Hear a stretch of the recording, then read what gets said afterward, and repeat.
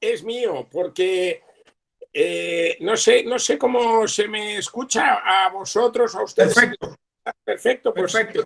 el momento perfecto.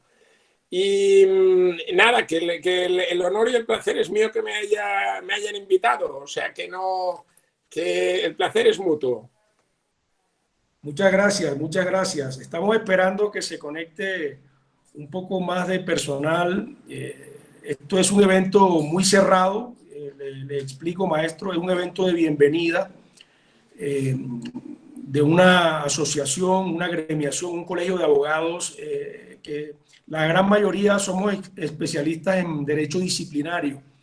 Eh, y estamos tratando de congregar varios especialistas a nivel internacional y para nosotros fue fundamental contar con la presencia de usted para que usted expusiera eh, todo lo relacionado con el estado actual de la responsabilidad disciplinaria de los empleados públicos en España. Como todos muy bien sabemos, de manera reciente ha habido algunos cambios fundamentales y algunos pronunciamientos importantes que nos sirven mucho como referencia para la aplicación del derecho disciplinario en Colombia, y no solamente en Colombia, sino también en Latinoamérica.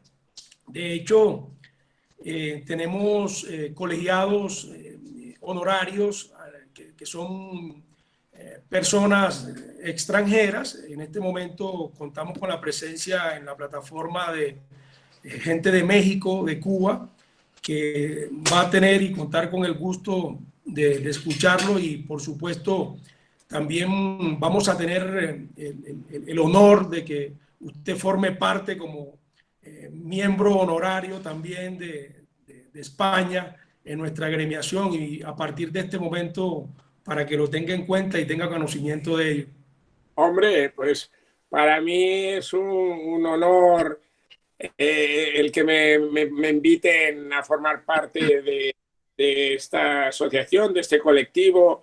Yo la verdad es que el derecho disciplinario lo estudié hace años y lo he seguido con interés, pero su asociación, hombre, traspasa fronteras porque un colegio que solo se dedique al régimen disciplinario en las distintas facetas es una rara avis mundial. O sea que yo encantado y muchísimas gracias por el ofrecimiento, que claro que acepto muy gustosamente. O sea que muchas Muchas gracias. gracias, muchas gracias, maestro. Bueno, podemos ir dando inicio porque sabemos que usted tiene diversas ocupaciones y a esta hora ya en España son cerca de las 9 de la noche, y muy seguramente usted estará muy agotado, y nosotros aprovecharemos su presencia siendo acá en Colombia aproximadamente las 2 de la tarde apenas, y lo importante de esta reunión es escucharlo a usted.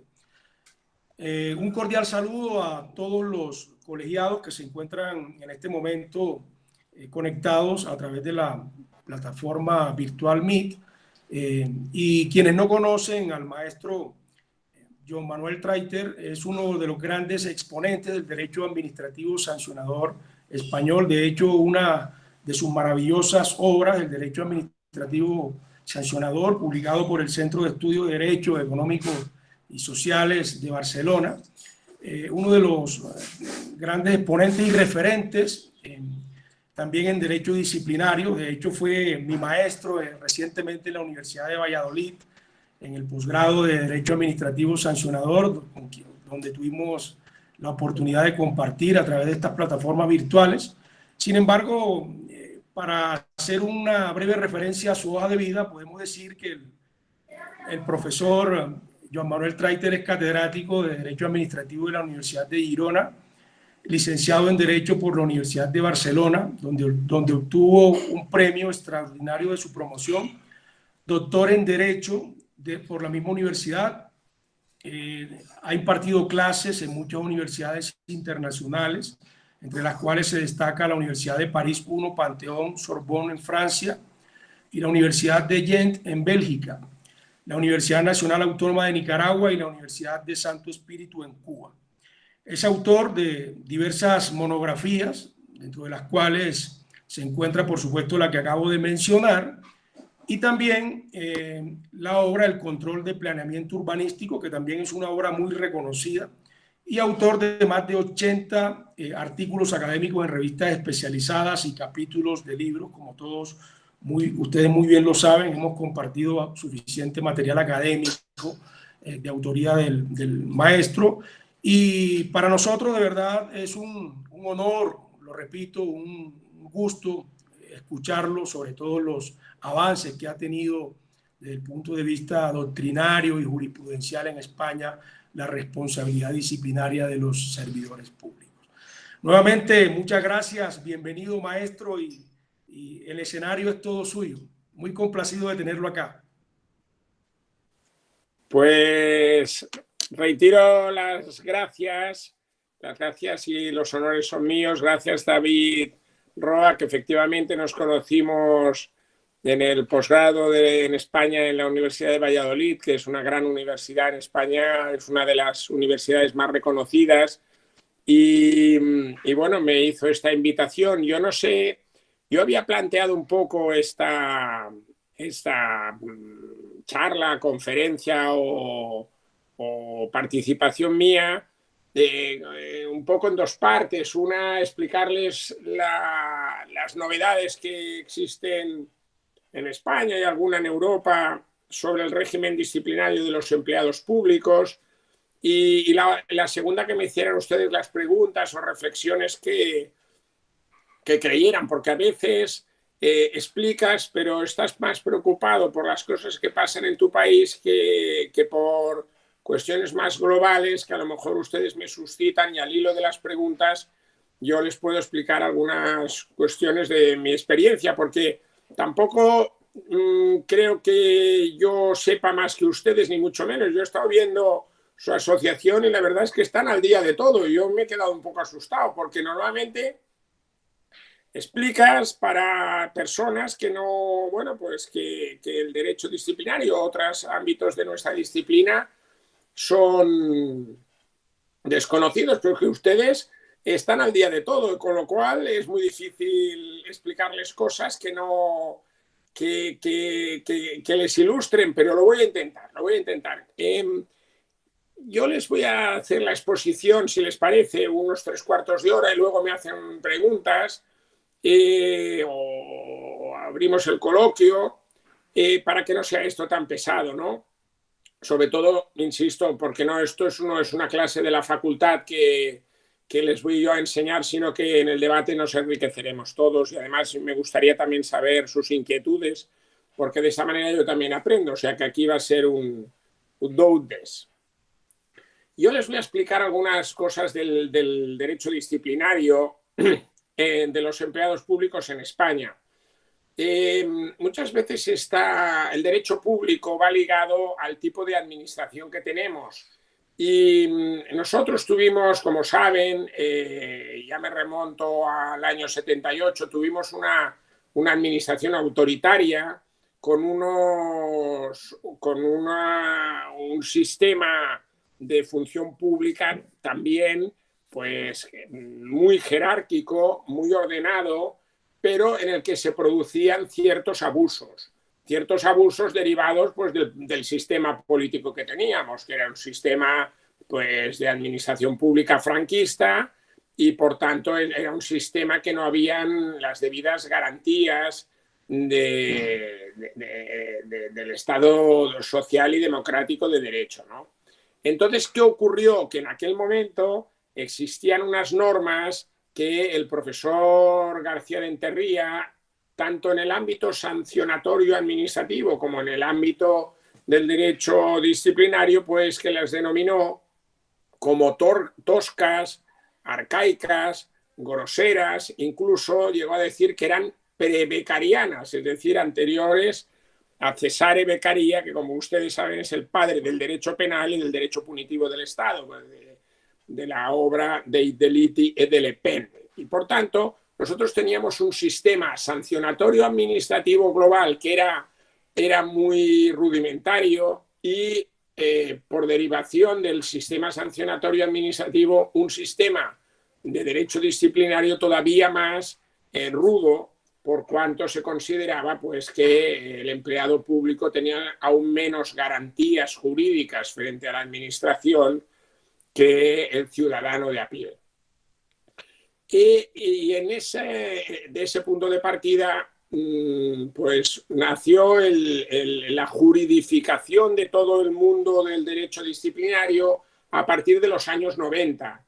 Se modificaron las leyes, se intentó hacer una doctrina que he visto que ustedes ya nos superan y que fue una doctrina preocupada básicamente por las garantías de los funcionarios y de los empleados públicos y a su vez por las garantías de los ciudadanos que estaban pues, sufriendo legislaciones como la Ley de Orden Público y como otras leyes que no eran técnicamente pues, muy perfeccionadas. Yo simplemente les diré que en aquel momento se permitía las sanciones en blanco. Por ejemplo, te decían que ciertas conductas se podían sancionar con X pesetas, ahora euros, en adelante, y no había una tipificación correcta de esas sanciones. Se decía también en el ámbito del derecho sancionatorio administrativo español que en vía de recurso administrativo podían también agravarse las sanciones. También, por tanto, era la regla de la reformatio impeius o reforma peor, te imponían una multa y se podía agravar en vía de recurso, con lo cual nadie recurría.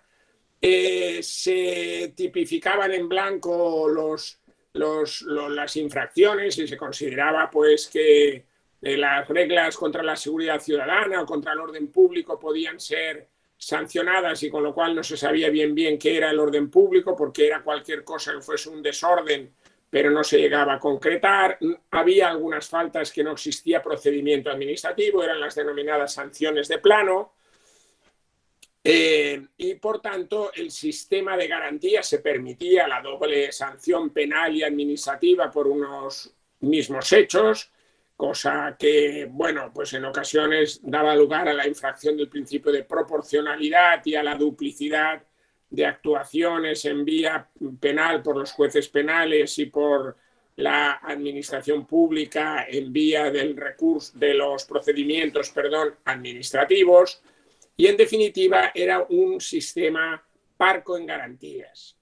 En el ámbito del derecho disciplinario de los funcionarios, el tema era que las tipificaciones eran muy amplias, se incluían faltas como la falta de probidad moral o material, la negligencia en el desempeño de las funciones, la mala presentación o la falta de respeto a superiores y compañeros y otras cuestiones que hacía que el poder político podía remover o expulsar a ciertos funcionarios que no les fuesen pues agradables o, por decirlo de manera laxa, o que en definitiva no respondieran a unos criterios que, insisto, el poder político en aquel momento fueran de su agrado. ¿Qué ocurrió? Que en los años 90 pues, se intentó hacer un sistema más jurídico, menos político y, por tanto, que se protegiera tanto a los ciudadanos en las sanciones administrativas como al derecho disciplinario respecto a los empleados públicos, tanto al personal laboral como a los funcionarios. Y se partió de una premisa que estaba en Alemania y que veo que ustedes siguen también, y era intentar juridificar todo ese mundo. El Tribunal Europeo de Derechos del Hombre también consagró en parte esa doctrina que simplemente es la que el punto de partida más dogmático. y es el que dice que el derecho punitivo del Estado, el derecho punitivo del Estado es único y que el sistema de garantías para el derecho penal y para el derecho sancionatorio administrativo del que deriva el derecho disciplinario ha de ser, si no uniforme, sí similar, porque bebe de las mismas fuentes. Y de ahí se deriva toda la jurisprudencia europea del Tribunal Europeo de Derechos del Hombre en el sentido de entender que en ocasiones hay delitos que pasan a ser infracciones administrativas, que por tanto la única diferencia a priori son dos. Una, que el juez penal actúa en unos casos y la administración pública en otros, pero que puede existir delitos o infracciones administrativas que pasen según la política legislativa a un lado del escenario o a otro. Y en segundo lugar, sí que existe una diferencia ontológica o de principios, y es que el juez penal puede imponer penas privativas de libertad y la administración pública no. Pero esa diferencia no justificaría el menosprecio o el olvido del conjunto de garantías del sistema sancionatorio o punitivo de la administración pública. Y en esa vía, en esa línea, estaría el régimen disciplinario en el que se incorporó la doctrina que ustedes tienen de las relaciones especiales de sujeción, que derivó de la jurisprudencia del Tribunal Constitucional Federal Alemán, en el que se dice que hay tres círculos del poder punitivo del Estado, uno más duro, que es el derecho penal, otro que es un círculo más abierto, que son las sanciones, en las que se aplican las reglas del derecho penal con matices, y otro tercero, que es el derecho disciplinario de los empleados públicos, pero que también se aplica a los abogados, a los policías, a los militares, en el que las garantías se relajan, pero hasta cierto punto. En España, como saben, pasó que esa doctrina se interpretó mal y del año 90 al año 2000 se entendía que cualquier menoscabo de las garantías se justificaba con la etiqueta de las relaciones especiales de sujeción. Y por tanto, esa es una doctrina que se incorporó en una sentencia del Tribunal Constitucional, la 61/90 de 26 de marzo, fue la que rectificó en parte la posibilidad que vía relaciones especiales de sujeción se menospreciasen o orillasen las garantías de los empleados públicos, y por tanto se intentó poner unas reglas matizadas, pero unas reglas que no pudiesen ser orilladas, insisto, simplemente invocando la teoría de las relaciones especiales de sujeción, porque había llegado al extremo, insisto, de, por ejemplo, no aplicarse el artículo 25.1 de la Constitución, que reconoce la reserva de ley, o no aplicarse el derecho a la libertad de expresión para los empleados públicos cuando hacían críticas a sus superiores, o los recursos especiales de protección de los derechos fundamentales no podían ser accionados por los empleados públicos, porque se entendía que esa relación era estrecha entre la administración y el funcionario, y que cuando el funcionario se incorpora a la administración pública acepta una serie de reglas que son las que derivan del Estatuto Básico del Empleado Público, del Estatuto del Empleado Público, en las que ya se reconoce un abandono, una restricción de según qué derechos, libertad de expresión, libertad sindical, y que por tanto él se adhiere a ese estatuto que no se negocia, son reglas específicas del derecho disciplinario porque las reglas que regulan las relaciones administración pública-empleado público son reglas que vienen dadas y que el funcionario, cuando se incorpora al ámbito sanitario, educativo, asistencial o la policía o otros ámbitos, la hacienda pública, etcétera, las adopta por vía asunción del cargo.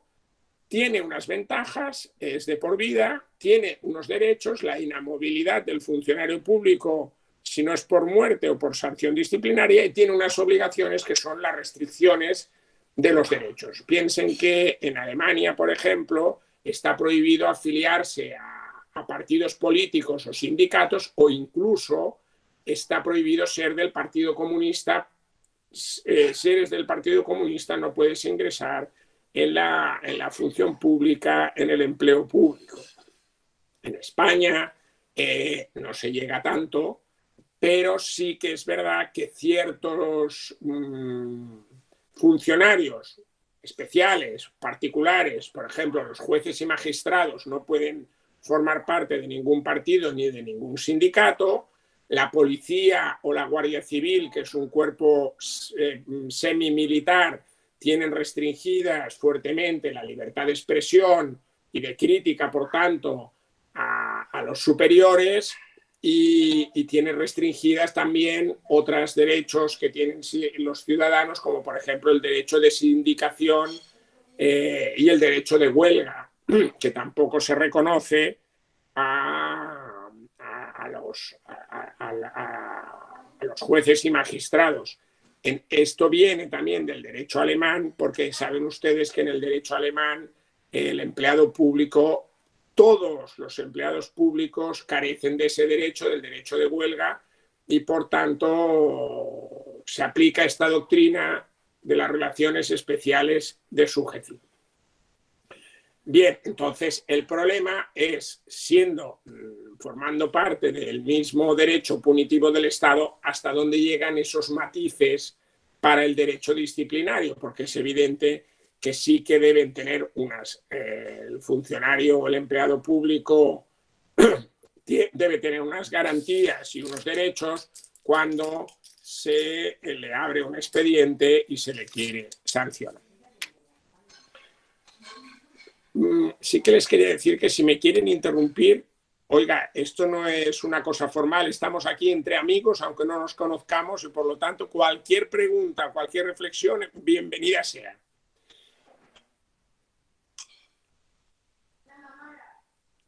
Respecto a la regulación actual, y ya doy un salto en la actualidad, el derecho disciplinario de los empleados públicos está recogido en una ley, que se la cito, simplemente le citaré la ley porque es la única que voy a citar, que es el Real Decreto Legislativo 5/2015 de 30 de octubre, por el que se aprueba el texto refundido de la ley del Estatuto Básico del Empleado Público, que es la ley que regula todas las condiciones básicas, o sea, las fundamentales, de los 4 millones de empleados públicos que tenemos en la actualidad en España.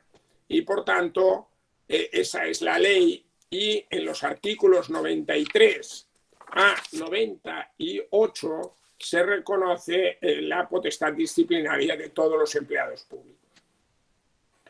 Luego las comunidades autónomas y los entes locales tienen algunas especificidades que derivan de la legislación de los parlamentos de las comunidades autónomas o de la administración local. Pero las reglas fundamentales derivan de esta ley.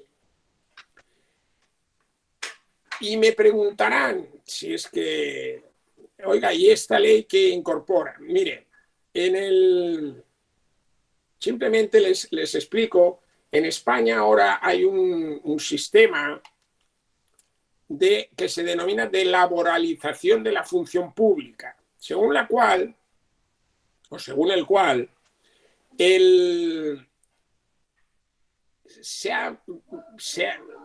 por el poder político se entendió que había partes de la función pública que podían ser desempeñados por personas que tuviesen contratos de trabajo como en las empresas privadas. Es lo que se denomina la laboralización de la función pública.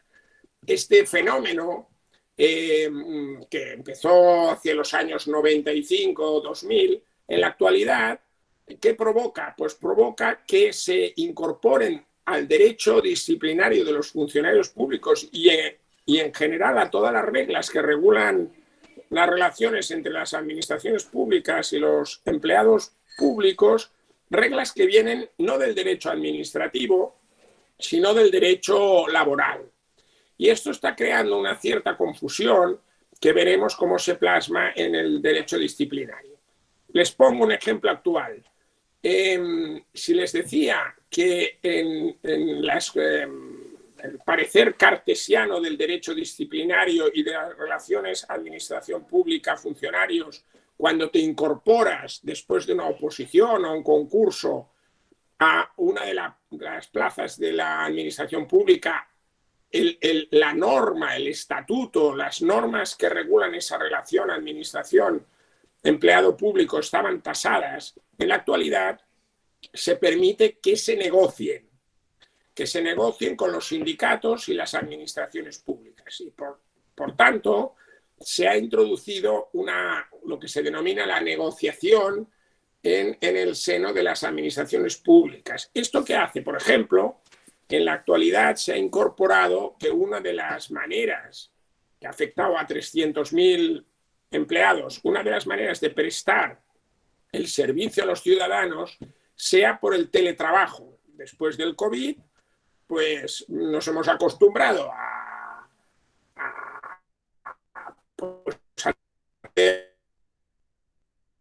métodos que estamos utilizando ahora, pero esto se ha dado carta de naturaleza en esta norma que les he dicho y se acaba de incorporar con carácter general. Y por tanto hay grupos de empleados públicos que, aunque pase el COVID, ya tendrán ese derecho que se ha negociado pues con los poderes políticos y con los sindicatos.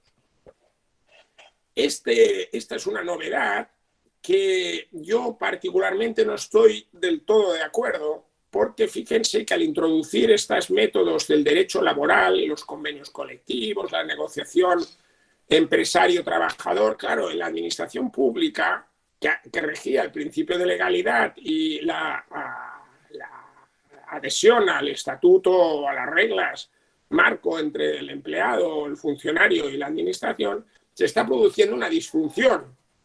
¿Y cuál es la disfunción? La disfunción es que el ciudadano no está en esa negociación.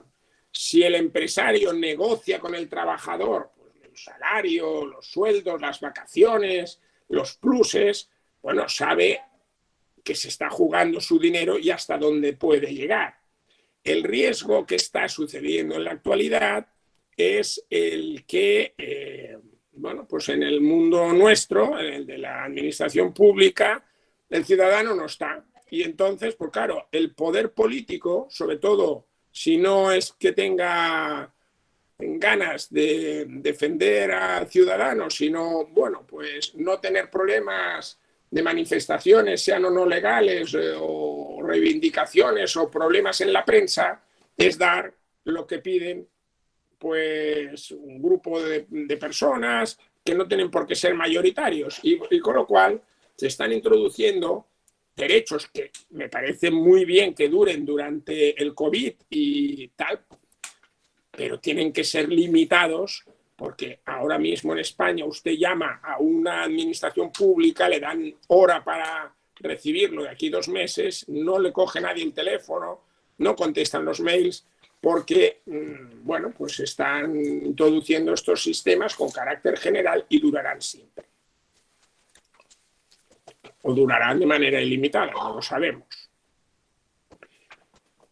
Insisto, si alguien me quiere interrumpir, que me interrumpa.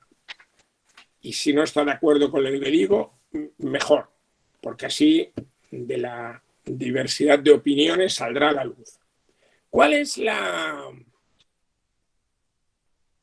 Les explico 4 reglas importantes de la potestad disciplinaria.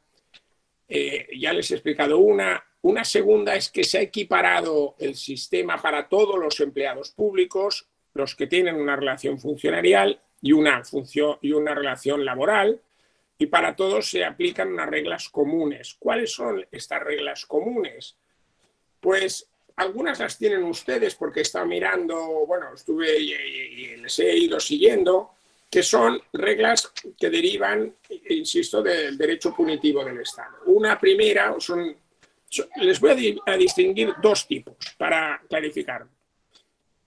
Unas que son del derecho sustantivo, de las reglas de derecho sustantivo, y otras de derecho de procedimiento administrativo o de las garantías del procedimiento disciplinario. Las de derecho sustantivo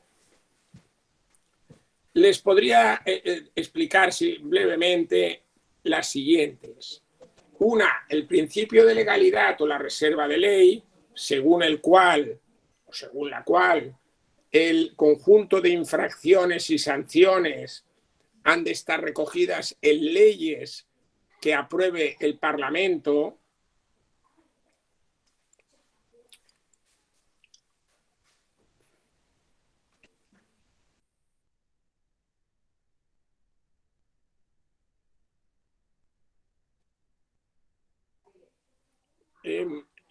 Les decía que el principio de reserva de ley exige que el conjunto de infracciones existe en una ley aprobada en el Parlamento.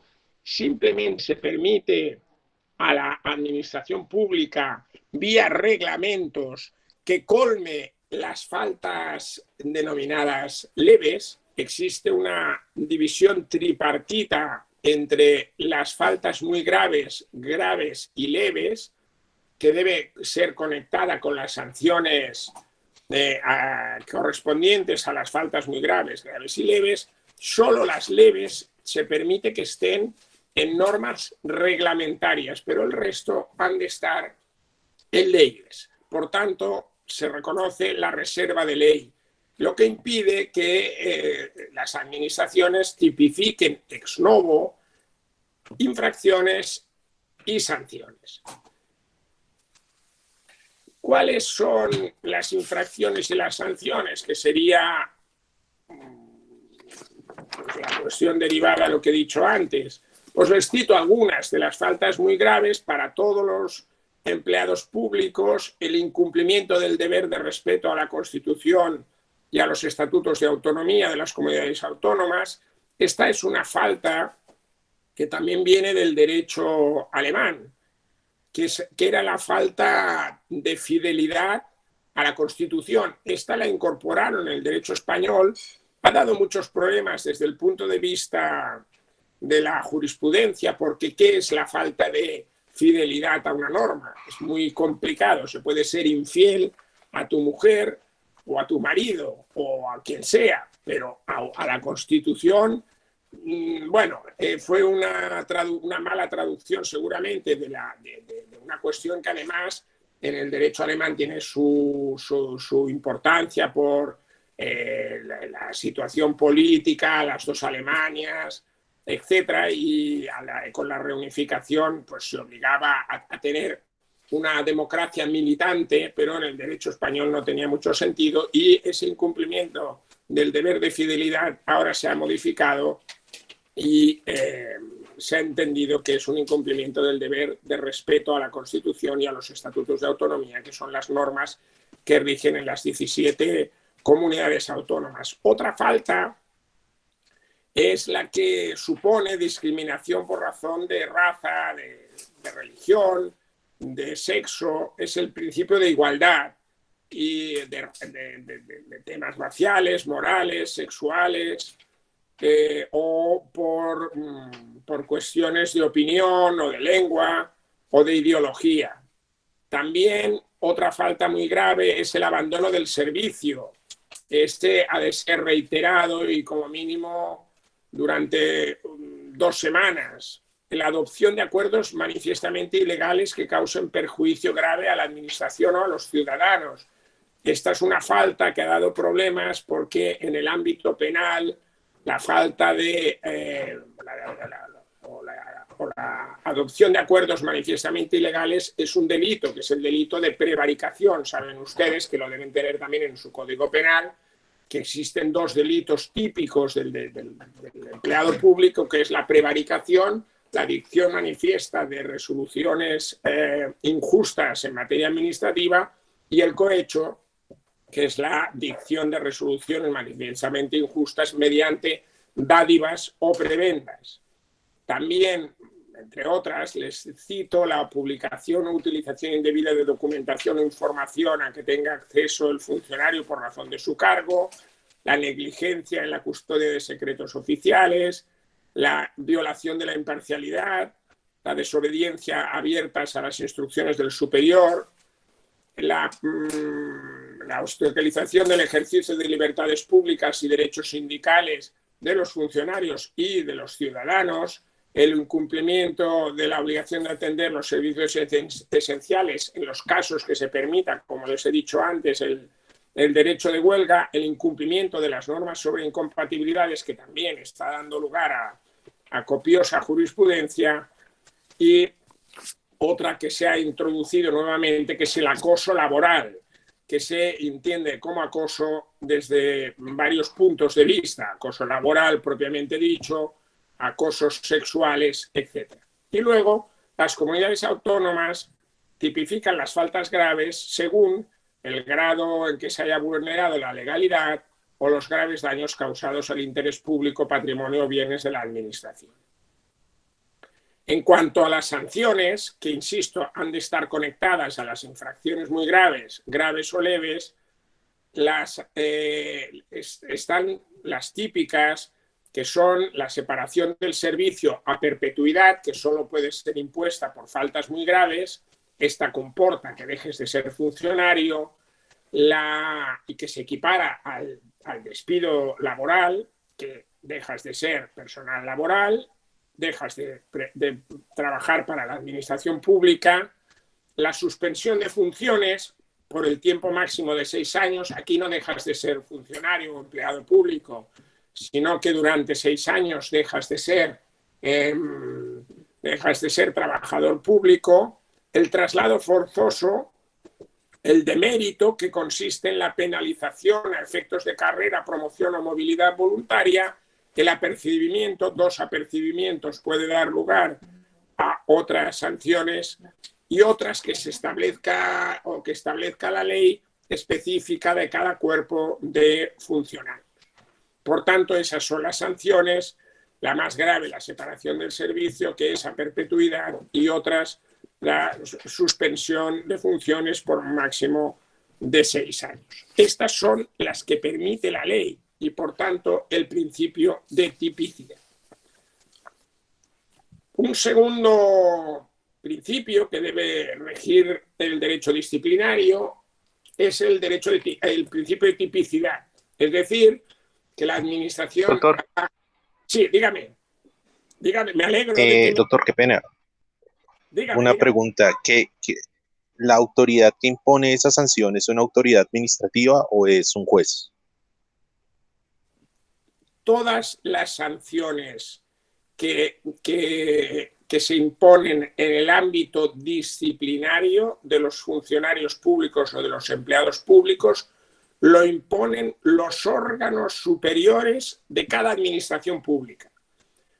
Después de la instrucción de un procedimiento administrativo, pero es la administración, no el juez. Sí que es verdad que una vez incoado el procedimiento, realizado los trámites del pliego de cargos, de descargos, las pruebas, la propuesta de resolución y finalmente la sanción, que es un acto administrativo definitivo o resolutorio, cabe siempre y en todo caso el recurso contencioso administrativo ante el juez, que revisará la legalidad o no de la actuación administrativa. Pero todas las que les he dicho, y siempre existe la actuación revisora del juez, pero es la administración, los órganos administrativos superiores de cada administración pública, de acuerdo con un principio que es el primus inter pares, es decir, que como mínimo ha de tener el mismo rango el instructor que instruye, valga la cacofonía de redundancia, el procedimiento que el expedientado, pero es siempre la administración. Muchas gracias, doctor.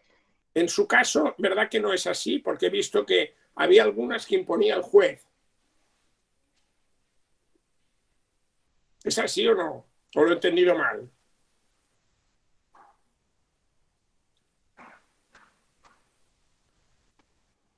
Pues doctor, lo que pasa es que acá tenemos dividido el tema, que son las sanciones administrativas frente a los funcionarios públicos y unas que son impuestas por el juez natural, que en nuestro caso pues anteriormente era el Consejo Superior de la Judicatura, hasta la disciplinaria, que era, pues tenía las características de juez. Sí, en nuestro caso no. En nuestro caso siempre lo impone la administración y siempre cabe el recurso ante el juez del contencioso administrativo, que revisará en una única instancia si no son sanciones de separación del servicio, en doble instancia si la sanción comporta la expulsión de la función pública, y además tienes el recurso suplementario, el que se denomina recurso de amparo, que es un recurso que se presenta, conoce y resuelve el Tribunal Constitucional. Por tanto, tienes la vía ordinaria y la vía de protección de los derechos fundamentales. Muchas gracias, doctor. Muy bien. Pues todas estas son las infracciones. Aquí las novedades, porque aquí se trata de explicar las novedades, son novedades y problemas. Les digo dos respecto, les he explicado el principio de reserva de ley, les he dicho el de tipicidad, con las infracciones muy graves, graves y leves y las sanciones.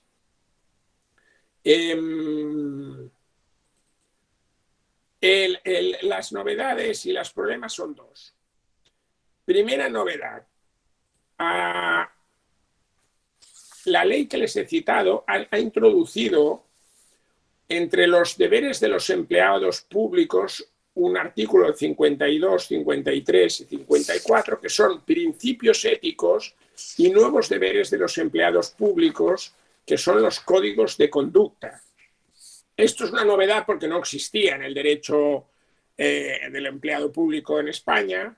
El que infringía los deberes, algunos de ellos estaban tipificados como infracción, otros no, y ahora hay unos códigos de conducta y unos principios éticos. Yo les leo porque es corto, dice: los empleados públicos deberán desempeñar con diligencia las tareas que tengan asignadas y velar por los intereses generales con sujeción y observancia de la Constitución y del resto del ordenamiento jurídico, y deberán actuar con arreglo a los siguientes principios: objetividad, integridad, neutralidad, responsabilidad, imparcialidad, confidencialidad, dedicación al servicio público, transparencia, ejemplaridad, austeridad, accesibilidad, eficacia, honradez, respeto a la igualdad entre hombres y mujeres.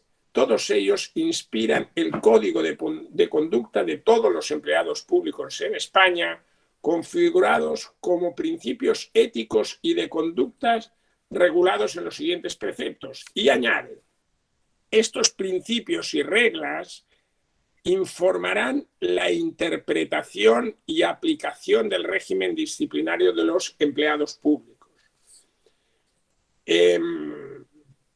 Bien, esto es una novedad. Saben que los códigos éticos o de conducta nacieron en el ámbito privado, se han incorporado al derecho público y bueno, pues se reconocen como pues, códigos de conducta, principios o códigos éticos. Y la novedad es esa, ¿no? Que informan pues, la aplicación, interpretación del derecho disciplinario. Los que están a favor de, de estos códigos de conducta entienden, bueno, pues que son principios constitucionales y lógicos, la eficacia, la integridad, la neutralidad, y que tienen que estar como principios rectores de la actuación de los empleados públicos. Los que están en contra de estos principios o de que se deriven consecuencias del incumplimiento de estos principios, entienden que introducen en el derecho disciplinario cierta inseguridad jurídica, sobre todo a la hora de tipificar infracciones y sanciones, porque preguntan qué es la falta de, por ejemplo, de lealtad y buena fe. Se podría llegar a concretar qué es la falta de ejemplaridad. Claro. O qué es la ejemplaridad, o qué es la austeridad. La austeridad, ha habido algunas sentencias que impiden que los empleados públicos reciban regalos, y que los regalos que reciban pues se tienen que hacer constar en el portal de transparencia. Entonces, bueno, pues alguno ha recibido algún obsequio pequeño, un bote de aceite de oliva o alguna, y no lo ha inscrito, y hubo una serie de problemas porque, bueno, pues tenía ese deber de austeridad que también es aplicable a apagar las luces, no gastar excesiva electricidad, etcétera, pero son cosas que sí, que han de estar seguramente en reglas de conducta del empleado público, pero de ahí a que formen parte del derecho disciplinario puede en algún momento crear una cierta inseguridad jurídica desde el punto de vista de la tipicidad.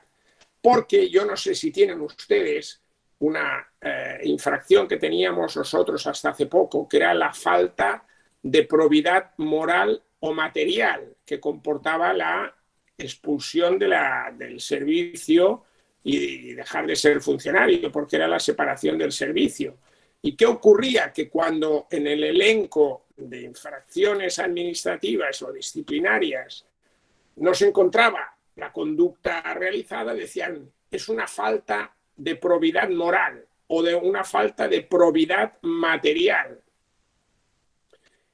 Pero claro, cuando el juez tenía que decir qué era la falta de probidad, el Tribunal Supremo Español decía, la falta de probidad es una falta de hombría de bien, una falta de rectitud en el obrar.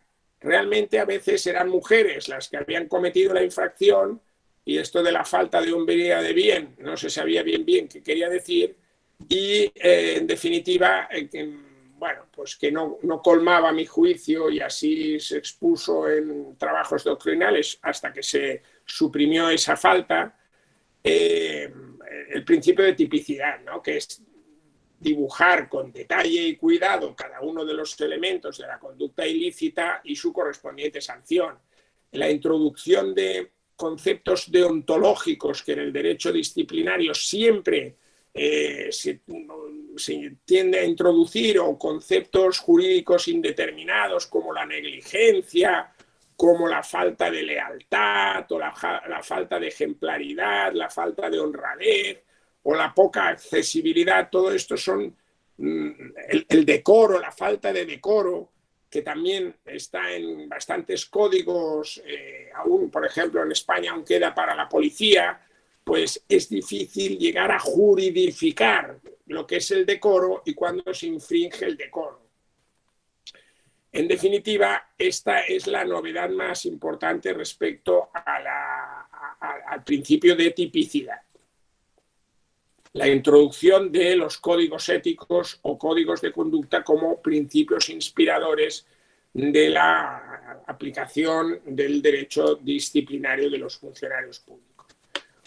Un tercer principio o regla que ustedes también tienen, que también deriva del derecho constitucional, el artículo 25.1 de la Constitución, es la irretroactividad de las disposiciones desfavorables o restrictivas de derechos fundamentales, que también deriva del Código Penal y, por tanto, no se lo explico porque esto es también sabido, aunque puede dar lugar a distintos problemas, sobre todo cuando se modifican leyes disciplinarias. Principio de proporcionalidad, que sería el cuarto, que también se aplica tanto cuando el legislador introduce las normas, por tanto es un mandato al legislador para que las sanciones sean adecuadas a las infracciones que se están recogiendo como ilícitos, como cuando la administración, que sería la segunda cara del principio de proporcionalidad, impone las sanciones disciplinarias. Por tanto, que haya una adecuación entre el hecho ilícito cometido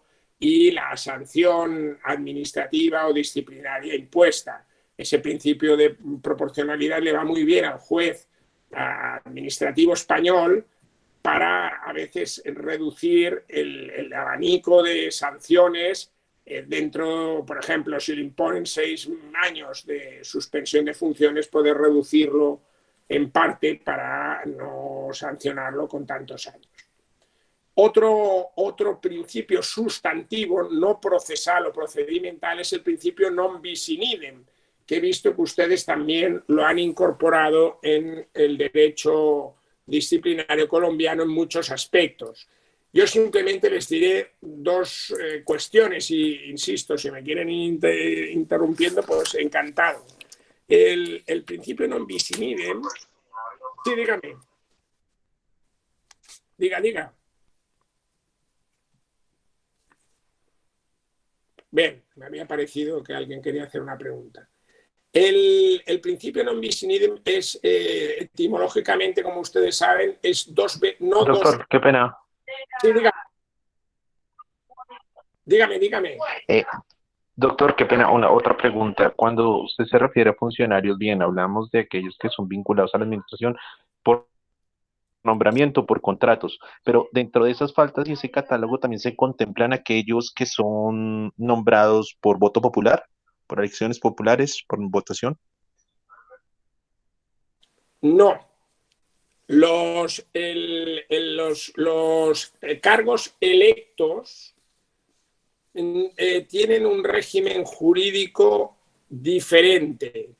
No se entiende desde el punto de vista del derecho administrativo que sean funcionarios públicos, sí se entienden que son funcionarios públicos desde el punto de vista del derecho penal. Las reglas de los cargos electos derivan de otras normas que no son las que les estoy citando y que están divididas. Por ejemplo, el Congreso de los Diputados tiene sus reglas, los cargos electos de la administración local, ayuntamientos y diputaciones tienen sus reglas, y los cargos como ministros o consejeros tienen las suyas. Una de las críticas que existe en España en la actualidad es que la responsabilidad de los cargos electos, sean de gobiernos o de administraciones locales, es desde el punto de vista penal clara, porque se entiende que son funcionarios públicos y el concepto penal de funcionario público abarca a las personas electas, pero desde el punto de vista del derecho administrativo no son funcionarios públicos, y tienes que ir a la regulación a veces más laxa que deriva de cada una de las parcelas donde desempeña sus funciones. Ayuntamientos, comunidades autónomas, Estado o cámaras parlamentarias. No en el ámbito administrativo, sí en el ámbito penal, que se entiende. No sé, Ricardo, si le he contestado. Sí, señor, muchas gracias. ¿En Colombia pasa lo mismo? o se entiende que son todos empleados públicos, tanto los electos como no? En este momento, para efectos disciplinarios, todos estamos como entre la misma bolsa, dentro del mismo grupo de sujetos disciplinables. De ahí radica pues la discusión que tenemos actualmente precisamente por la decisión de la Corte Interamericana, en el sentido de que no es posible cercenar los derechos políticos de un servidor elegido por voto popular a través de una sanción disciplinaria de destitución e inhabilidad general. En España está separado. Yo estaría de acuerdo en que se separase, como lo tenemos nosotros, siempre y cuando esa separación o esa tipificación en otras normas no sirviese para que desde el punto de vista administrativo hubiese una total impunidad. El problema que tenemos nosotros es que ¿quién sanciona a un ministro? Claro, solo lo puede hacer el juez penal o el juez civil, en su caso, si hubiese responsabilidad patrimonial, que se va entonces a las reglas del derecho administrativo. Pero no existe un sistema claro para que la propia administración sancione a cargos electos. Siempre la tendencia mayoritaria es que sea el juez penal o, en su caso, la responsabilidad patrimonial de la administración, pero que entonces no es personal, solo es personal en casos de negligencia grave y manifiesta, que entonces sí que se podría ir contra el cargo electo. Es un debate. Los que no están de acuerdo en esa supresión de responsabilidades en vía administrativa dicen que hay ciertos cargos electos que, bueno, pues podrían obrar desde el punto de vista del derecho administrativo con cierta impunidad y que solo los casos muy graves podrían residenciarse en la vía penal. Otros entienden, en cambio, que es difícil poder, desde el punto de vista del derecho administrativo, sancionar pues, a un alcalde o a un concejal o a un parlamentario, porque se entendería que estás, bueno, pues que es una potestad disciplinaria delicada y por tanto que bueno, pues que tiene sus peculiaridades. ¿Lo ha entendido así la Corte Interamericana?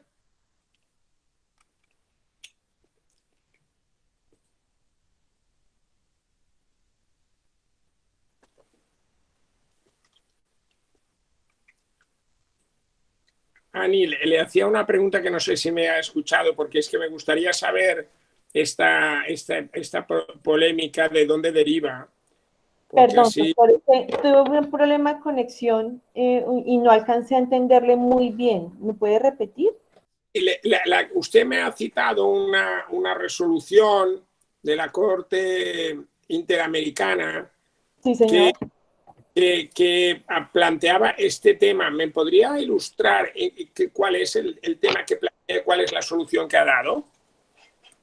Bueno, la Corte como tal no nos plantea una solución concreta, simplemente nos dice ustedes no pueden cercenar derechos políticos de un servidor público elegido por voto popular a través de una resolución administrativa disciplinaria que le suspenda o que lo destituya del cargo y le declare una inhabilidad general para el desempeño de cargos públicos.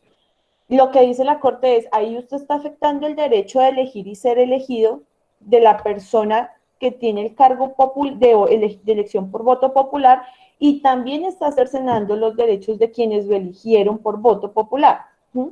Lo que nos dice es, tiene que tener funciones jurisdiccionales la persona que destituya a ese servidor y además tiene que garantizarse la imparcialidad, porque ¿qué es lo que sucede? Aquí en Colombia la Procuraduría General de la Nación que es el máximo órgano de control disciplinario, tiene la potestad de realizar tanto la parte instructiva como la parte de juzgamiento.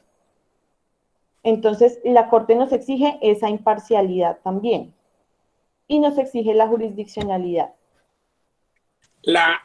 Perdone, que me lo ha explicado muy bien. La Corte Interamericana entiende que la Procuraduría General tiene los datos de imparcialidad para poder hacer poder poner en marcha la potestad disciplinaria, ¿sí o no?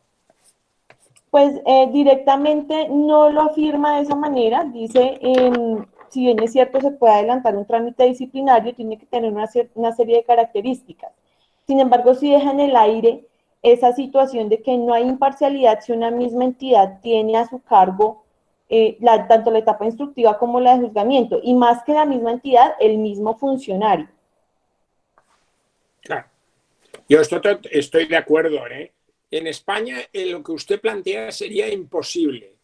Es decir, que algún órgano administrativo cesase a un alcalde por haber cometido ilegalidades en el ejercicio de su cargo, eso es imposible. Si un alcalde comete un delito o cualquier cargo electo, tiene que ser el juez penal.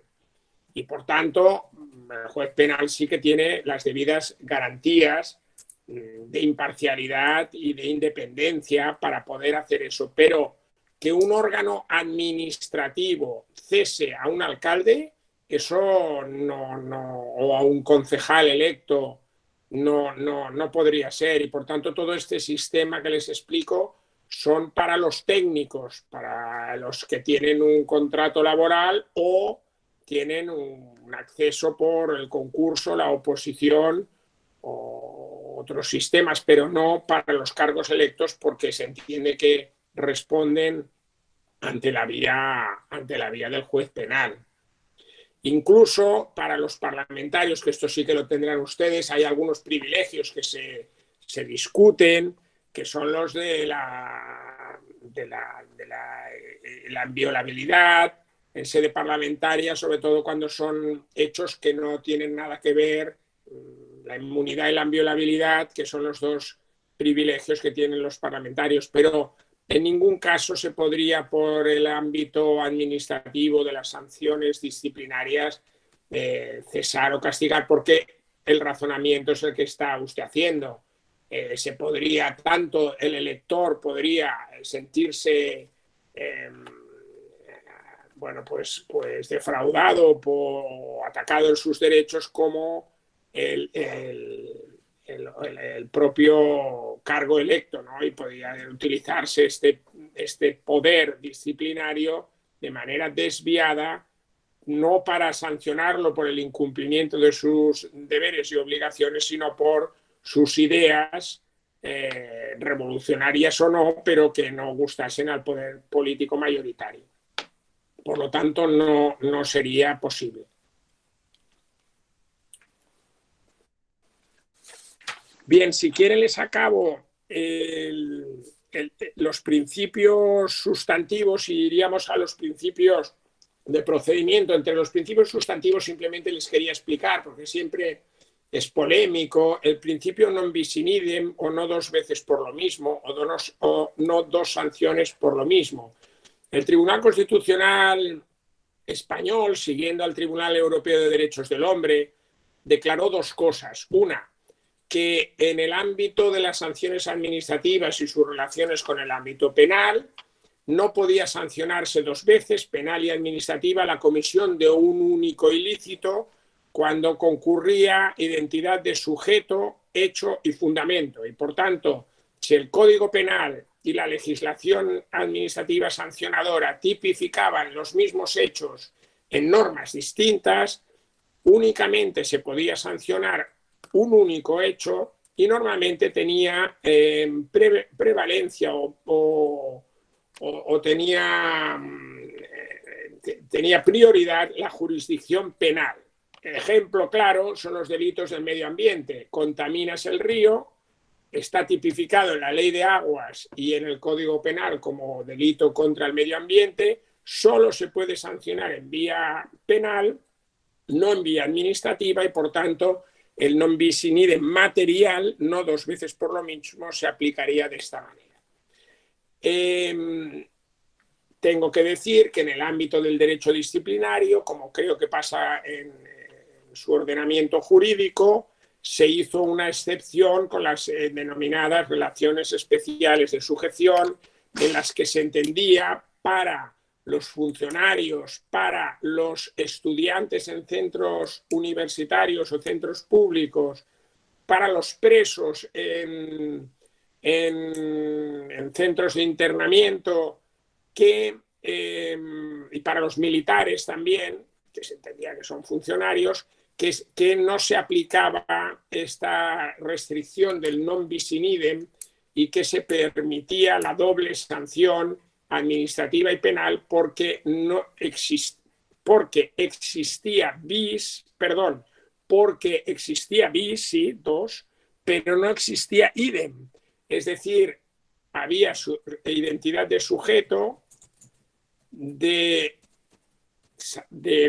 pero no había identidad de fundamento jurídico o bien jurídico protegido, porque las normas disciplinarias protegen al buen funcionamiento de la administración como institución, y en cambio el derecho penal protegería el bien más colectivo o social. Y en consecuencia, si un inspector de Hacienda hace chantaje al contribuyente y le pide un dinero a cambio de archivar su procedimiento, se puede sancionar en vía disciplinaria y en vía penal.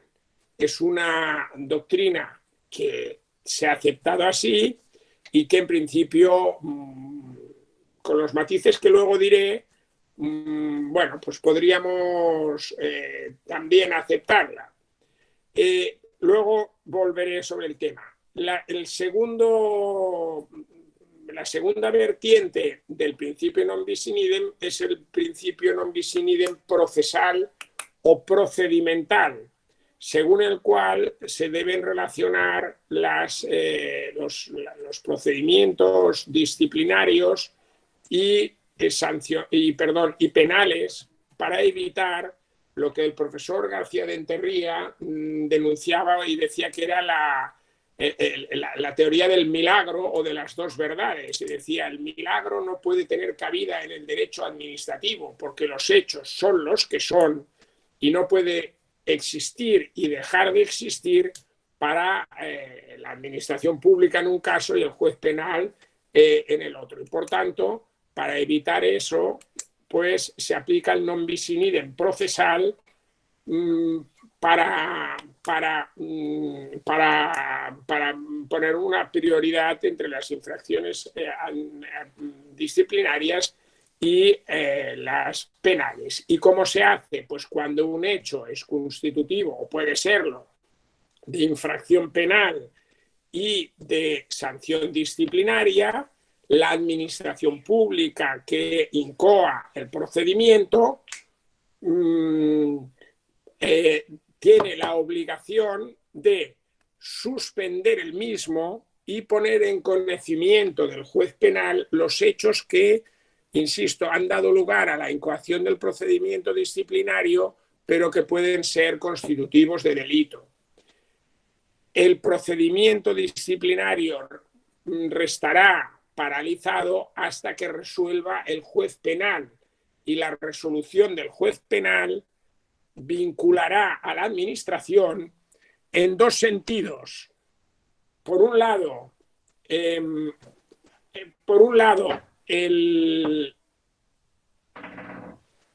los hechos que declarados probados por la jurisdicción penal vinculan a la administración, y por el otro, por un lado, los hechos declarados probados por el juez penal vinculan a la administración, y por otro, el grado de relación de culpabilidad del expedientado también vincula a la administración. El ejemplo que se pone es el siguiente. no sé si la conocerán porque es una sentencia que cita mucha gente, y en el gobierno civil de Cádiz, una persona, un señor, llamaba al gobierno civil y decía que iba a explotar una bomba. La administración pública desalojaba los 3.000 o 4.000 empleados, y esto pasó durante varias semanas, hasta que la policía localizó la llamada y se fueron a un domicilio. En el domicilio, la policía dijo que era un varón, un hombre, y llamaron a la puerta, salió una señora y, oiga, aquí vive un señor. Dice, sí, mi marido que se acaba de ir a trabajar. Bien, con ese elemento, ese aparato probatorio, se incoó un proceso penal por un delito que antes estaba, que era de desórdenes públicos, y bueno, pues se celebró el juicio y el juez penal declaró que con ese aparato probatorio, es decir, la intervención telefónica de los teléfonos de la administración pública, y que era un varón, pues no se podía llegar a la conclusión de que fuera esa la persona que hubiese llamado. La administración pública, por vía de una ley, que era la Ley de Orden Público, entendió que si se quedaba esto así, les estarían llamando cada semana. Y lo que hizo fue incoar un procedimiento administrativo sancionador por una ley, que es la Ley de Orden Público, hoy Ley de Seguridad Ciudadana, y le impusieron la sanción a esta persona como responsable, autor de las llamadas, de una multa, ahora no recuerdo la cantidad. Este señor recurrió en amparo ante el Tribunal Constitucional y dijo, oiga, la administración dice que he llamado. El juez penal anteriormente dice que no he llamado. ¿Pueden ustedes decirme cómo puede ser esto? Si he llamado o no. Y por tanto, ¿me pueden decir si se ha vulnerado, es lo que yo creo, el principio non bis in idem? Y el Tribunal Constitucional elabora la doctrina del non bis in idem procesal, que sí se aplica en el régimen disciplinario de los empleados públicos y en general en todo el régimen disciplinario, funcionarios, abogados, jueces, deportistas, etc. Y que consiste en decir lo que les he dicho. Cuando un hecho puede ser constitutivo de delito y de infracción administrativa o disciplinaria, la administración tiene la obligación de paralizar los expedientes sancionadores o disciplinarios. En este caso, la Procuraduría General. Segundo, los hechos declarados probados por la... Hay que esperar, segundo, a que resuelva el juez penal. Tercero, los hechos declarados probados por el juez penal sobre si alguien llamó o no, vinculan a la administración, y la autoría también. ¿Fue este señor o no fue este señor? Estos hechos no pueden ser contradichos posteriormente por la administración pública, que podrá acabar el expediente sancionador siempre y cuando no se le haya sancionado en vía penal, excepto, y entonces ya conectamos con el non bis in idem material, sea un funcionario público, que entonces sí que se permite la dualidad o duplicidad de sanciones. Es el entierro de la doctrina de las dos verdades, como decía, porque el milagro no tiene cabida en el derecho administrativo. Por tanto, hay una prevalencia de lo que declara la jurisdicción penal sobre las actuaciones administrativas, y la obligación del derecho disciplinario aplicado por la administración de suspender los procedimientos hasta que resuelva la administración pública. Ese es el derecho, el principio non bis in idem, no dos veces por lo mismo, que, insisto, se matiza, no se inaplica del todo, se matiza respecto a la dualidad o duplicidad de sanciones, y se aplica respecto a la coordinación de procesos y procedimientos administrativos por la comisión de esa infracción o de esa presunta infracción y de ese hecho.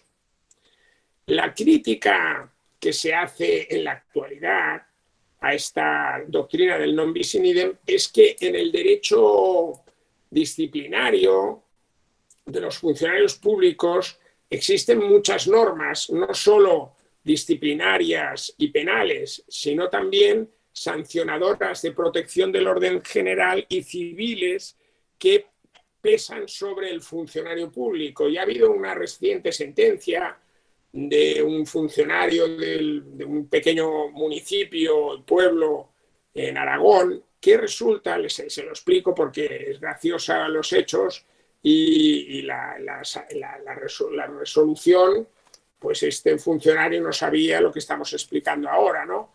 Un señor se puso tenía manía al alcalde y se puso a beber con ocasión de las fiestas patronales en el municipio. Y bueno, fue bebiendo, el alcalde tenía que hacer el pregón municipal, inaugurar las fiestas patronales, y cuando salió con su mujer al balcón del ayuntamiento, y el funcionario, que iba completamente bebido, empezó a insultarlo. ¡Cállate, burro! Bueno, no reproduzco lo que llegó a decir, está en la sentencia. Y que menuda mujer te has buscado, ¿no? Insultó gravemente en público ante el regocijo de algunos y las molestias de otros al alcalde y a la mujer. Bien. Ante esos hechos, pues se pusieron en marcha todas las posibilidades habidas y por haber para castigar al funcionario, y en concreto se pusieron en marcha el reglamento, la ley disciplinaria y el reglamento de procedimiento. Por tanto, las sanciones disciplinarias se entendió que era por una falta de respeto a los superiores. Se puso en marcha en la jurisdicción penal por un delito de injurias. Se puso en marcha las sanciones administrativas, porque la ley que les he citado antes la ley de orden público, que es la que regula, de seguridad ciudadana, que es la que regula la convivencia en las calles, es una ley que se aplica a todos los ciudadanos, que es muy polémica, que es la que se han aplicado durante el COVID, pues sanciona los alterados o altercados, la alteración de orden público, los altercados en la vía pública, y por tanto le impusieron una sanción. Y luego la mujer accionó la vía de una ley civil, que es la ley de protección del derecho al honor, a la intimidad y a la propia imagen, y por tanto le recayeron no un bis in idem, sino un quartem in idem, es decir, 4 sanciones por la comisión de los hechos que les he citado. Y esto, pues, bueno, pues a veces tiene difícil articulación, porque el Código Penal en ocasiones prevé las penas accesorias, que son las inhabilitaciones absolutas o especiales, que no coinciden, que son durante el tiempo de la condena, y que no coinciden con la separación del servicio, la suspensión de funciones y su duración, y en ocasiones hay disfunciones en ese punto.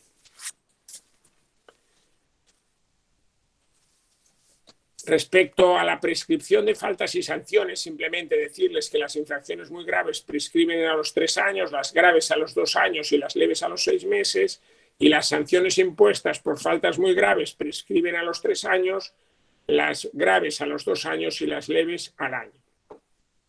Respecto al procedimiento disciplinario y a las garantías, les tengo que decir algunas cosas y no quiero extenderme mucho. Una primera es que hay un derecho fundamental que deriva del artículo 24 de la Constitución y que en principio se aplicaba a los procesos penales y ante los procesos ante el juez, pero por una interpretación extensiva de ese precepto se aplica también a los procedimientos administrativos sancionadores y los procedimientos disciplinarios, con las consecuencias de que se puede utilizar o accionar la vía de protección jurisdiccional de los derechos fundamentales. ¿Y cuáles son estos derechos fundamentales que debe respetar la Administración cuando pone en marcha los procedimientos administrativos disciplinarios? Pues los derechos que se conocen en el ámbito penal, que son el derecho a conocer de la acusación formulada, el derecho a la proposición y práctica de pruebas, el derecho a la presunción de inocencia y, por tanto, el derecho al principio indubio pro reo, el principio audi alteram partem o derecho de audiencia al acusado o expedientado, y el derecho al recurso. Cualquier sanción disciplinaria debe poder ser revisada ante la jurisdicción administrativa. He de decirles que ha habido una sentencia del Tribunal Europeo de Derechos del Hombre en esta materia, diciendo que en el derecho español se debe reconocer para el derecho sancionador administrativo y el derecho disciplinario la doble instancia, que es lo que se reconoce en todos los países para la jurisdicción penal, es decir, que dos tribunales revisen la decisión, en este caso administrativa disciplinaria. En algunos supuestos, como les he dicho, los que no son muy graves, tenías derecho a que fuese un juez y anotabas la vía jurisdiccional. Esta sentencia obligará a cambiar las reglas de la ley de la jurisdicción contencioso-administrativa. Teniendo en cuenta esos derechos fundamentales que se aplican en el procedimiento disciplinario, el procedimiento disciplinario tiene una serie de trámites y actuaciones. El procedimiento disciplinario siempre lo incoa la administración pública y puede tener la noticia criminis por distintas vías, que son tres en concreto. Una denuncia de un ciudadano que la presente ante el órgano superior del funcionario. El denunciante no es parte en el procedimiento, pero sí que tendrá derecho a que se le notifique la decisión definitiva por si la quiere recurrir. Por tanto, el denunciante puede ser un ciudadano afectado por la actuación del funcionario. Dos, los servicios de inspección de la administración pública, que vea que hay un incumplimiento de los deberes y obligaciones. O tres, por la propia iniciativa de la administración pública en la que el empleado público presta sus servicios. Una vez hecha esa denuncia o se decide esa incoación, hay una fase previa que es potestativa, que se denomina información previa o diligencias preliminares, para saber si los hechos denunciados por el ciudadano realmente tienen suficiente consistencia para poder abrir un expediente disciplinario. Si no la tienen, pues se podrá proceder al archivo directamente. Si no, esas diligencias previas podrán dar lugar a la apertura formal del expediente disciplinario por la administración en la que presta sus servicios el empleado público. Se nombrará entonces un instructor, que ha de ser un funcionario también de un rango igual o superior al del expedientado, y un secretario, que es el que instruirá, que tomará notas del procedimiento disciplinario.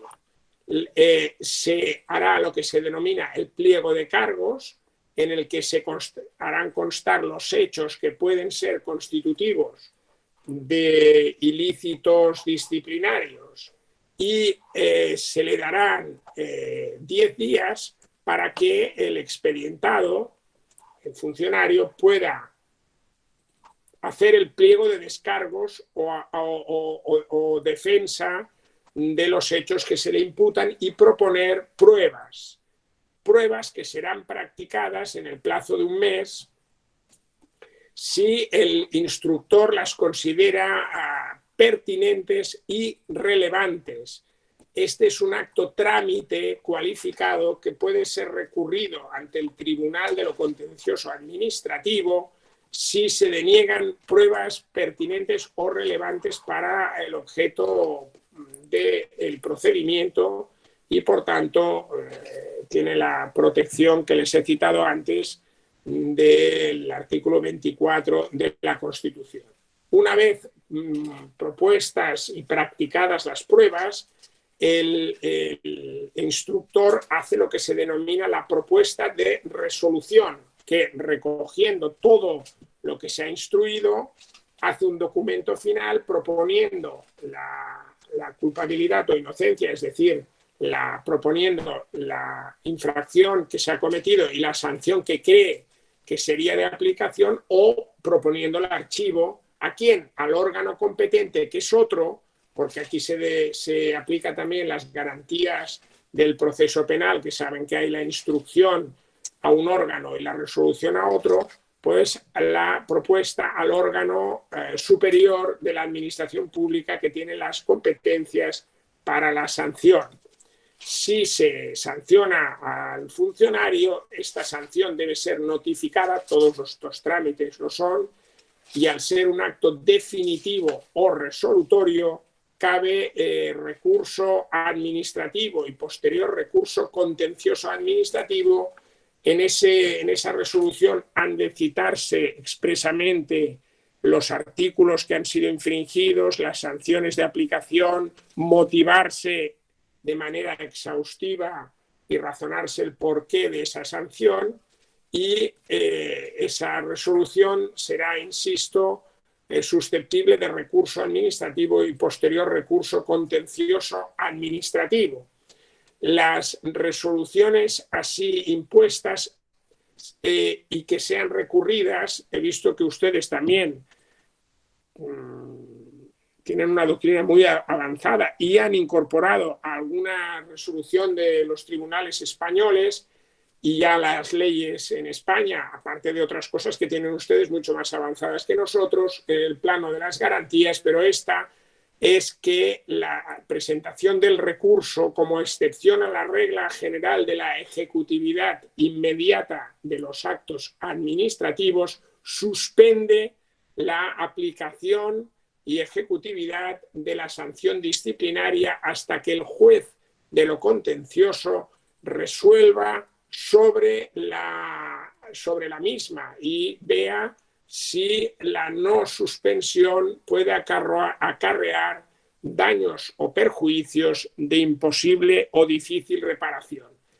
La conclusión es que la sanción disciplinaria no es ejecutiva, no debe cumplirse hasta que el juez que recibe el recurso contencioso administrativo resuelva sobre la procedencia de levantar o no la suspensión de la sanción, y por tanto es una regla de la suspensión de la ejecutividad que es particular de los procedimientos sancionadores y procedimientos disciplinarios. Se ha incorporado lo que se denomina la vía intermedia entre el proceso penal y la ejecutividad inmediata de los actos administrativos. Saben ustedes que en el proceso penal, hasta que no tienes una sentencia firme agotando las doble instancia, no se puede ejecutar la pena. En el derecho administrativo español hubo unas sentencias de 17 y 21 de julio de 1982 que dijeron lo mismo: hasta que no se agote toda la vía jurisdiccional administrativa no se puede ejecutar la sanción disciplinaria. El Tribunal Constitucional rectificó esa medida, pero no hasta el extremo de decir que los actos disciplinarios son inmediatamente ejecutivos una vez se imponen y se notifican, sino que se adoptó por esa vía intermedia. La Administración sanciona y, si tú presentas recursos, se suspende, y en la primera parte del recurso contencioso administrativo el juez verá si levanta o no la suspensión durante la duración del procedimiento, del proceso contencioso administrativo, que a veces puede durar 3 y 4 años, porque saben ustedes que, como pasa en muchos países, en España el proceso contencioso administrativo ante el juez que controla a la administración es un proceso que es un calvario, porque ya le interesa a la administración, mande el partido político que mande, de no ir rápidos y que el juez de lo contencioso controle, pero no mucho. Y por tanto, pues la situación está así. Cabe recurso contra esa sanción por protección de los derechos fundamentales, que es un procedimiento especial, preferente y sumario, y también cabe el recurso de amparo ante el Tribunal Constitucional por infracción o de los derechos del procedimiento, artículo 24, o de los derechos sustantivos que les he citado, artículo 25 de la Constitución, que son los que se aplican para el ámbito penal. Y si se agota la vía jurisdiccional o judicial española, cabe siempre el recurso ante el Tribunal Europeo de Derechos del Hombre y del Ciudadano, básicamente por los artículos, aquí no les quería decir, pero creo que es el 6, el 8 y el 25 del Convenio Europeo de Protección de los Derechos Fundamentales y Libertades Públicas, que saben que es el tribunal que rige para toda Europa en materia de derechos fundamentales. Yo no sé si he sido muy pesado, llevo 1 hora y 20 minutos hablando y por tanto yo me quedaría aquí. Si quieren alguna cuestión que les aclare o simplemente alguna cosa que no haya quedado o que haya quedado oscura, pues estoy a su disposición, y si no, a las preguntas que quieran o lo que ustedes dispongan. Muchas gracias, profesor Joan Manuel. De verdad que ha sido una exposición bastante clara y muy contento de verdad, porque muchos aspectos de los abordados nos sirven para este momento tan crucial que pasa el derecho disciplinario en Colombia. Agradecidos de verdad, y no sé si alguien tiene alguna inquietud, alguna pregunta para hacerle al maestro, si de pronto quedó algún tema por abordar y que quisiera que él complementara. No sé si alguien quiere participar e intervenir. Hola, profesor, ¿cómo está? Buenas tardes.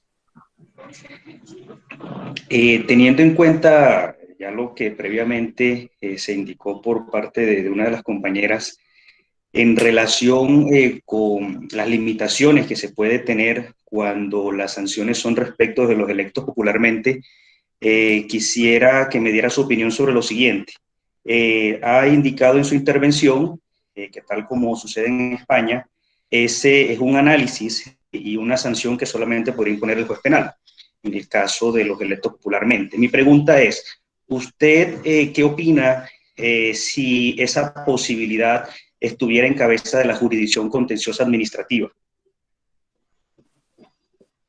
Es decir, que fuera esta la que pudiera limitar los derechos de quienes son electos popularmente a través de esa sanción que conlleva la inhabilitación. A mí, si me preguntan mi opinión, no me parecería mal. No me parecería mal. Mire, el punto de partida es el que ustedes me comentan. Los cargos electos tendríamos que intentar que pudiesen desempeñar sus funciones con absoluta independencia y sin presiones. Esto no solo es un derecho, como ha explicado Ani antes muy bien, y lo comparto al 100%, del electo, sino del elector. Por tanto, hay que ver el derecho siempre ha de ser del ciudadano, no hay que mirarlo desde otro punto de vista que no sea el servicio al interés general de los ciudadanos y ciudadanas. Pero lo que está ocurriendo en España es que los cargos, los funcionarios, el poder técnico, los funcionarios públicos tienen unas responsabilidades muy claras. En cambio, el poder político no tienen esas responsabilidades tan claras.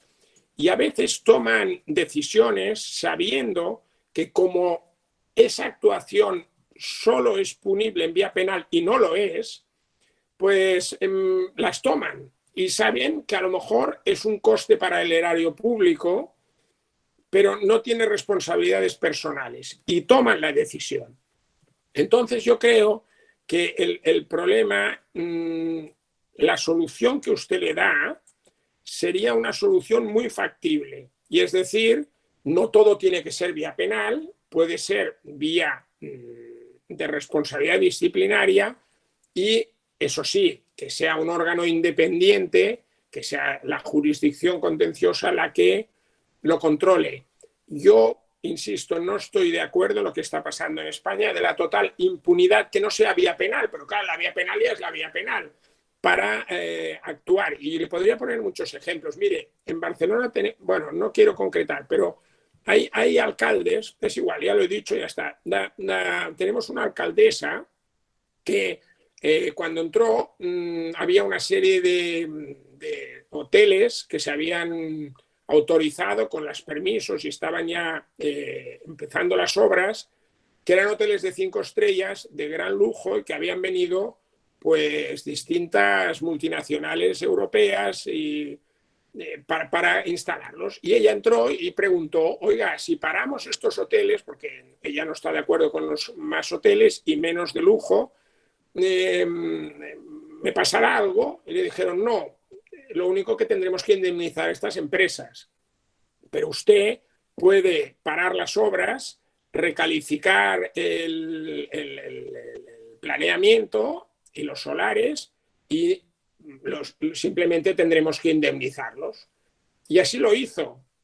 Claro, yo no sé si este es un tema de derecho disciplinario o no, pero a veces no tiene por qué ser penal. Pero lo que no puede ser es que haya una total impunidad en determinados aspectos y que luego acabemos pagando toda la ciudadanía. Entonces, yo no lo vería mal la solución que usted me da. Tampoco creo lógico, extendiéndome un poco, en que yo no sé en Colombia, pero en España hay un grave problema respecto a los cargos políticos en los que nadie y ninguna ley les exige ningún tipo de preparación. Y así como toda la función pública, por muy bajo el escalón que sea, se les exige algún tipo de preparación, un concurso, una oposición al poder político en la actualidad, hay defensores de esto, ¿eh? Yo no quiero entrar aquí en polémica, ¿no? Si hay que entrar, entramos, pero no se le exige ningún tipo de preparación. Lo único que exige la ley es que tengas 18 años y que no estés incapacitado mentalmente. Y a partir de ahí, pues puedes llegar a ser presidente del gobierno. Bueno, es una opción, no es la mía, pero esto es muy largo y es otro debate, pero es así.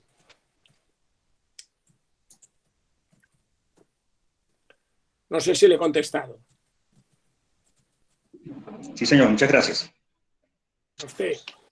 Bueno, maestro, sabemos que ya en España son aproximadamente las 10 de la noche y debe estar bastante agotado.